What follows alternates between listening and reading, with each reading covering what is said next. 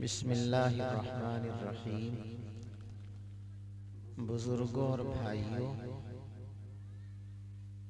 رسول پاک صلی اللہ علیہ وسلم کے ارشاد گرامی، من کان یؤمن باللہ والیوم الآخر فلیکرم ضیفہ، او کما قال صلی اللہ علیہ وسلم۔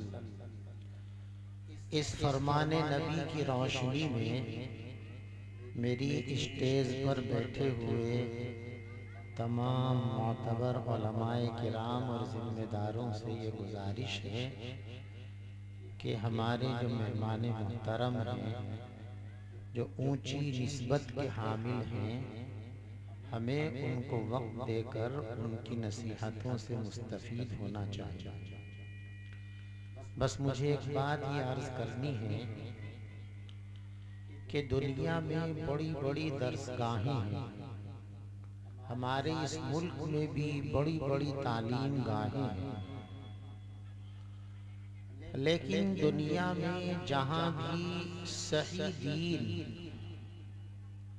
اور صحیح شریعت زندہ ہے، وہ علماء دیوبند کی وجہ سے اور دارالعلوم دیوبند کے نہج اور ان کے طریقہ کار کی برکت کی وجہ سے۔ دارالعلوم جتنی زمین پر پھیلا ہوا ہے، اس سے کئی کئی گنا لمبی چوڑی زمین پر بڑے بڑے ادارے بنے ہوئے ہیں، لیکن تعارف ان سب کا جو ہوتا ہے وہ دیوبند کے نام سے ہوتا ہے۔ اس کی بنیادی وجہ یہ ہے کہ ہمارے اکابرین دیوبند نے کبھی اعتدال کی راہ سے انحراف نہیں کیا۔ دوسری بڑی خوبی ان کی یہ ہے کہ وہ کبھی بھی حالات سے نہ متاثر ہوئے، نہ حالات سے کبھی مرعوب ہوئے، نہ ضرورت کے نام پر لوگوں کی صدائیں اور پکاریں ان کو ان کے راستے سے ہٹا سکی۔ ان کی نظر میں جو صحیح سنت کی تعبیر اور تشریح اور دین کا جو صحیح نہج ہے، انہوں نے اس کو کبھی نہیں چھوڑا، چاہے اس کے لیے ان کو طعنے کھانے پڑے ہوں، چاہے ان کو گالیاں سننی پڑی ہوں، کچھ بھی ہوا ہو۔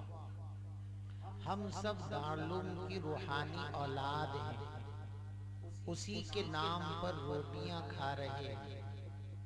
اس لیے اکابر دارالعلوم کے نہج کو، ان کے طریقوں کو چھوڑ کر نہ ہم دنیا میں عزت پا سکتے ہیں اور نہ آخرت میں اللہ کی رضا اور خوشنودی پا سکتے ہیں۔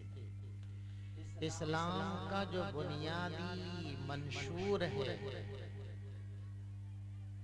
انسانیت کی دونوں صنفوں کے درمیان فاصلہ، یہ اللہ کا بنایا ہوا فطرت کے مطابق ایک نظام اور قانون ہے۔ اس قانون کو جب بھی توڑا گیا یا توڑا جائے گا، انسانیت تباہ ہو جائے گی، جس کے مشاہدے اور مناظر روز مرہ ہمارے سامنے آ رہے ہیں۔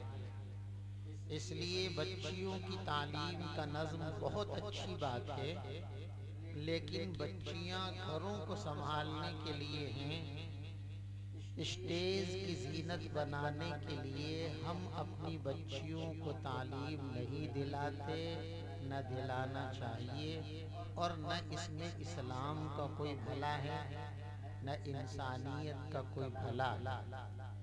اس لیے ہم سب کو اس کا لحاظ رکھنا چاہیے۔ ان کی کارکردگی اور ان کی محنتوں کا میدان علیحدہ ہے، مردوں کی کارکردگی اور محنت کا میدان علیحدہ ہے۔ ان میدانوں کی جو حد فاصل ہے، اس کو بیچ سے ہٹانے کی کوشش نہ کیجیے، اس سے ہماری زندگیاں تباہ ہو جائیں گی، اور جن مقاصد کے لیے ہم بھیک مانگتے ہیں، جنگلوں میں آ کر اپنی جوانیاں تباہ کر رہے ہیں، اپنے گھروں کو چھوڑ کر بیٹھے ہیں کہ دین مبین زندہ ہو، اگر ہم نے ان حدود کو پامال کیا تو دین کسی حال میں زندہ نہیں ہوگا، بلکہ خود اپنے ہاتھوں سے ہم دین اور دینی اقدار کو ذبح کرنے والوں میں شامل ہوں گے۔ اللہ ہماری حفاظت فرمائے۔ میری یہ بات یقیناً آپ حضرات کے دلوں پر شاخ گزری ہوں گی، لیکن ہمارے اکابرین دیوبند کا یہ مسلک اور منہج ہے کہ جہاں حق بات کہنی ہو ضرور کہنی چاہیے، لوگوں کو تکلیف ہو چاہے ان سے معافی مانگنی پڑے، لیکن حق کی حفاظت کرنا یہ ہمارے بزرگوں کی سنت ہے۔ اس لیے بڑی معذرت کے ساتھ یہ باتیں میں نے آپ کے سامنے پیش کی ہیں۔ مجھے امید ہے کہ آئندہ ہم تمام ہی مدرسے والے ان چیزوں کا بہت اچھی طریقے سے خیال رکھنے کی کوشش کریں گے۔ اللہ مجھے بھی آپ کو بھی اپنے اکابر کے نقش قدم پر چلنے کے لیے قبول فرمائے۔